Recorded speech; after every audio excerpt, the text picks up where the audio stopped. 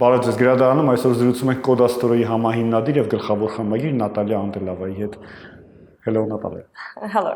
In Tbilisi, you have like mass protests, and it's ongoing. What was the main role of the media? It plays a huge role. It plays a huge role, and so much of it, Facebook is obviously the main thing in Georgia. Almost no one is on Twitter. Quite a few people are on Instagram, but the driving force of the protest has definitely been Facebook, of course. So a lot of the organizing has happened a lot of the calls have happened on Facebook. Most of the media is turning to Facebook lives. So a lot of the newer media platforms that are not traditional TVs are doing lives. So yeah, it's playing a very critical role. And I know that the new group in the Facebook, like calling people to come to Georgia and spend their holidays, and went viral, for example. Yeah, and that has been a very big part of the protest because, of course, from the very beginning, as soon as Putin banned the flights to Georgia, this new campaign started, Spend Your Summer in Georgia, and it went completely viral, and you see all these people posting in support of the campaign and, inviting, a lot of my friends are saying, oh, come, stay, bring your friends, stay at my house and so on. So all of that in terms of communicating with the outside world as well, especially at the time when the international media is not really paying that much attention. Georgia managed to provide messages towards what was going on. The main message. I think so. I think there is. I think once again with the international media and with a lot of the sort of influencers. I think Georgian influencers reaching out to, ironically, Coda story at the time of the protests had a festival in Tbilisi, and we had over 250, 300 people basically at the festival, and many of them were representatives of the international media. So they all went and covered it, and the coincidence was amazing because it definitely got sort of on the radar of the journalists who now many of them have left, but they're still sort of in touch and asking what's happening and so on. The day when we've seen clashes and violence and so on, journalists were injured.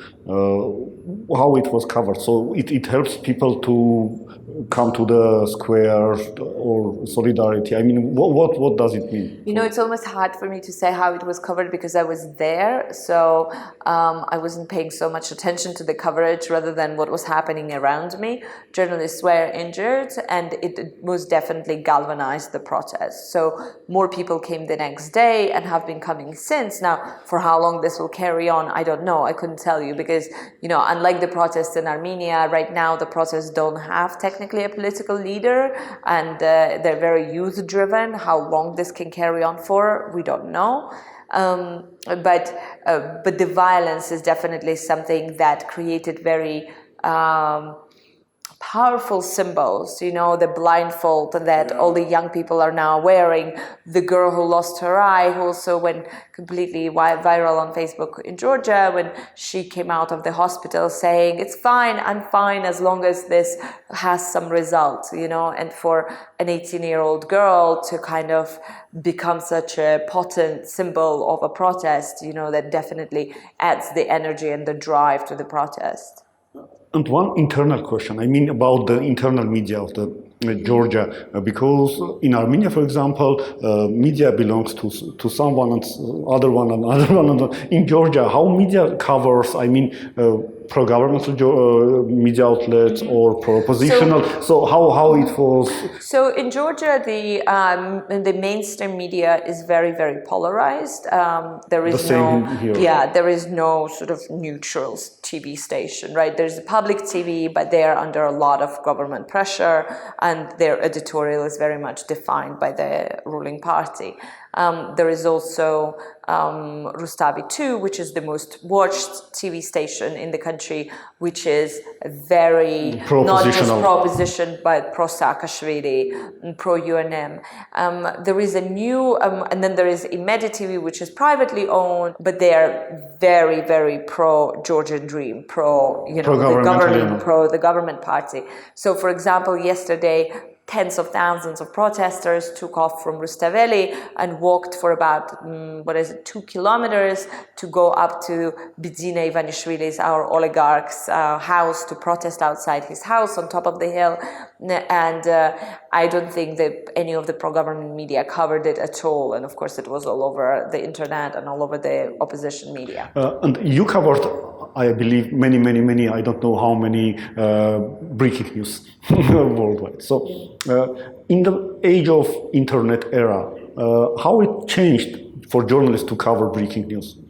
I think, I personally think that we cover breaking news too much. The news doesn't break 24 hours a day. There is not all news that we call breaking is truly breaking. Of course, in the case of revolution, you need live updates and news is breaking, but most of the time it's not.